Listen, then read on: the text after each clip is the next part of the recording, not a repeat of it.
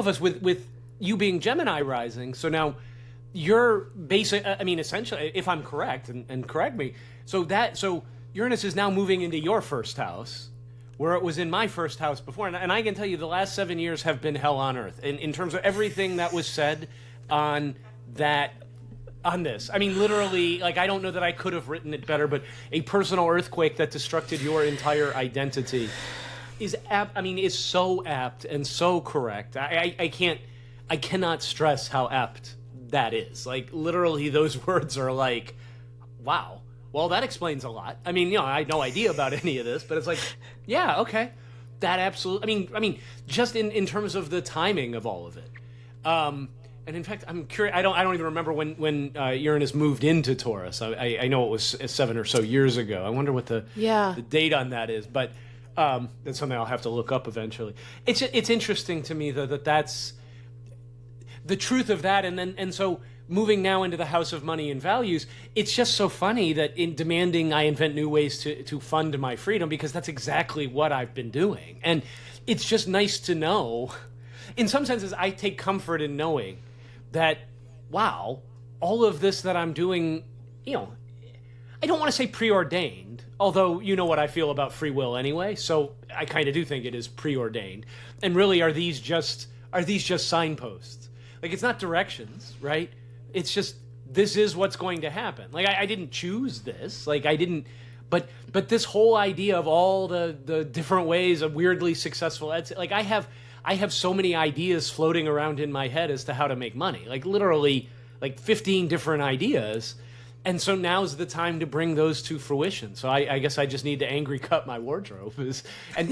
But more than anything, I think what I take from all of this, me personally, and then I'd love to hear your take, because again, you know more about this, and then I'd love to share yours, because now you're having Uranus moving into your house, your first house. So it sounds like it's a lot more calm than the way it was for me, but be very curious to see how it ends up landing, what for you. But what I take from it is just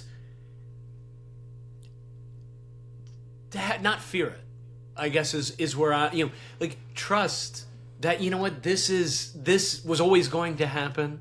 It's going to work out just great. And knowing that allows me to lean into it. Like, yeah, so I do want to start an Etsy store selling, my paintings. Like, maybe that's something to do.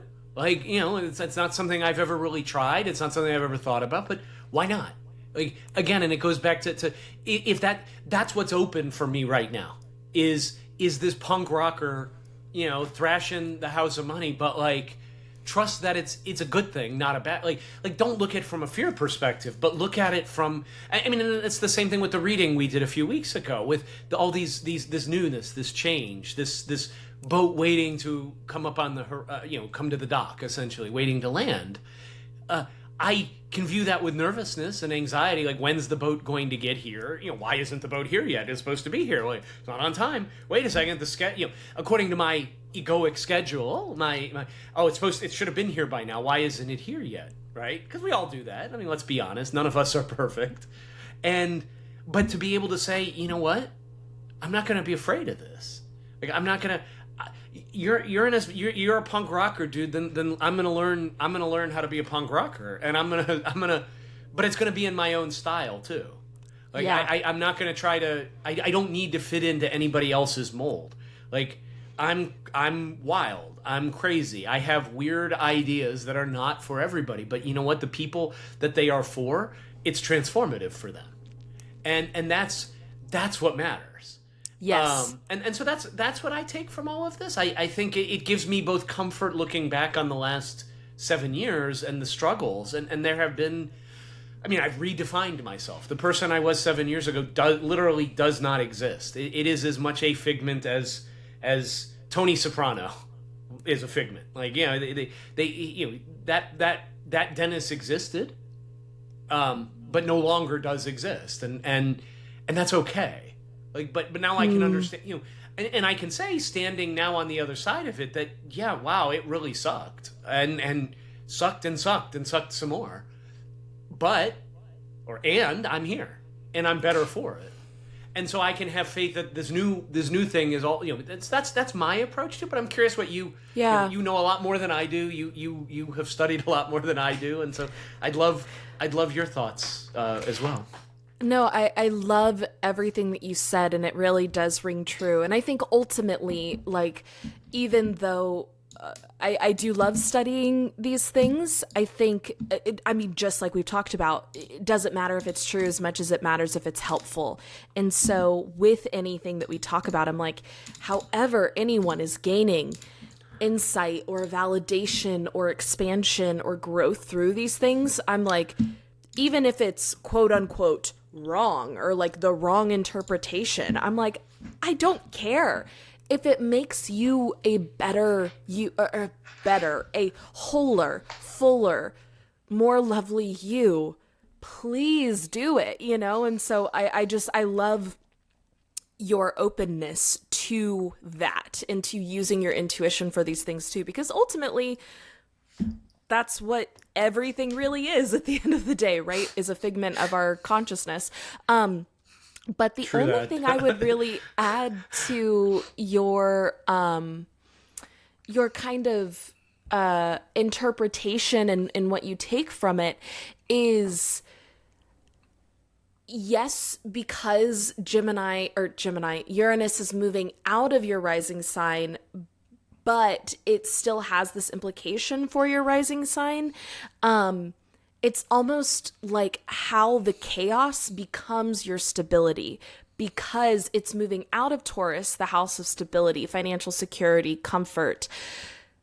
But with this piece of like starting an Etsy store, letting all of these wild ideas that you have funnel and channel into productivity in a generative sense, right? It's like, how can chaos actually be stable in your life? It's like you've had these last 7 years of chaos within it, like supposed to be stable in Taurus. And so now it's kind of like, how can I use the chaos that was kind of generated for stability itself, even though that is paradoxical? That's very much what it feels like. And I think that that's really beautiful and unique. Also knowing you and ADHD and how you do have a million creative ideas a day and you want to be able to pursue so many of them. It's like, it feels very you to me in this sense of like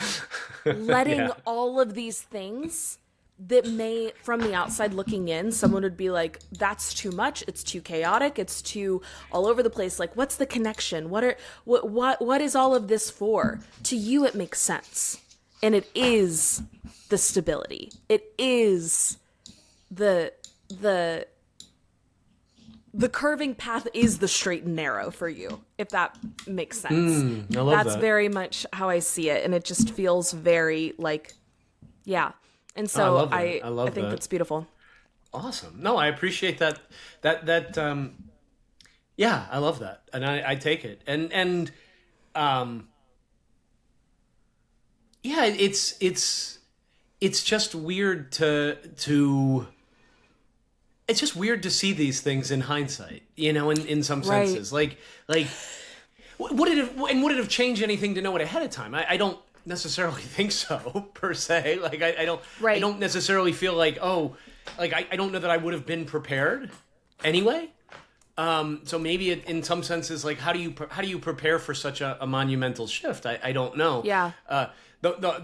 I'm just happy to have. I am happy to have Uranus out of my house of self, I guess, because I'm done. I want to be who I am now. And I mean, of course, we always grow, but the chaos of the last 7 years has definitely been.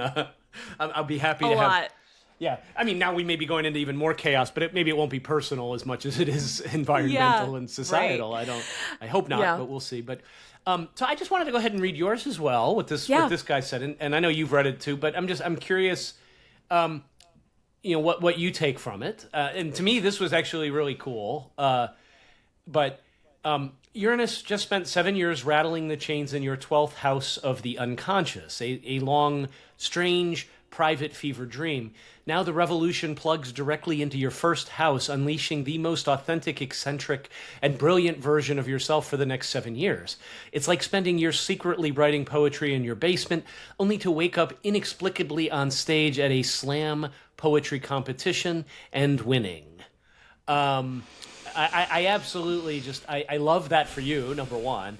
Number two, there's a part of me that says, well, okay, what is the most authentic, eccentric, and brilliant version of yourself? Because I like I like what's there already, so I can't wait to see what. I think what's there already is incredible, so I'm not clearly sure how it could get that much better. But to me, that's good news. That's so kind. Yeah, and the journaling, I love the journaling prompts as well, and so maybe I'll just ask you this, like, what ghost from your subconscious just got handed the microphone, and what's the first truth it wants to scream? And not to put you on the spot, but I think having heard that and with that, what comes up? You know, what's how does it feel relevant? And I'm just guessing by your body language and that it does feel relevant. And I guess that's just I'll just assume that. But tell me how. Yeah. You know, how what does it bring up? Yeah.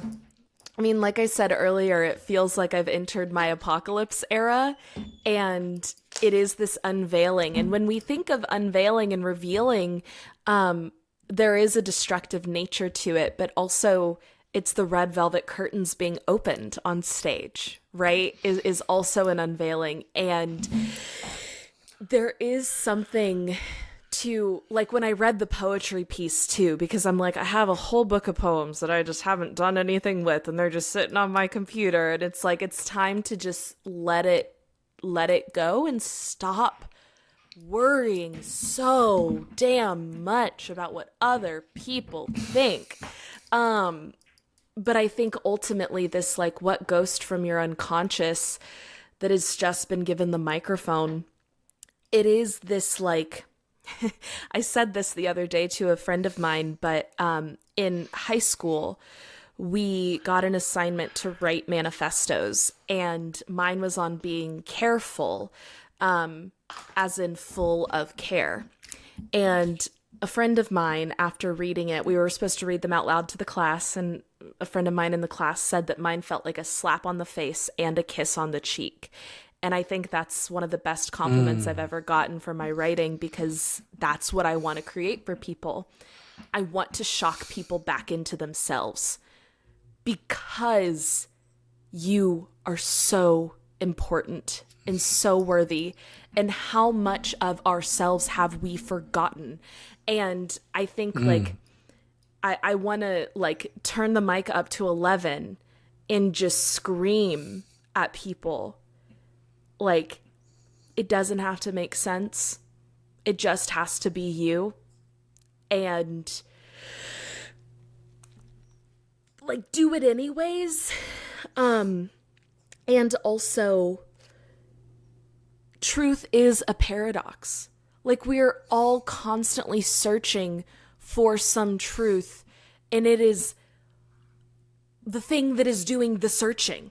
Right? It's like a metal detector being made of metal. Like, Alan Watts says trying to define the self is like trying to bite your own teeth. The thing that is doing the thing is the thing, and that thing is pure magic. And just like wake the fuck up to it. And for me personally, in being in my apocalypse era, it's like all of this, it's like wanting to yell that at myself too.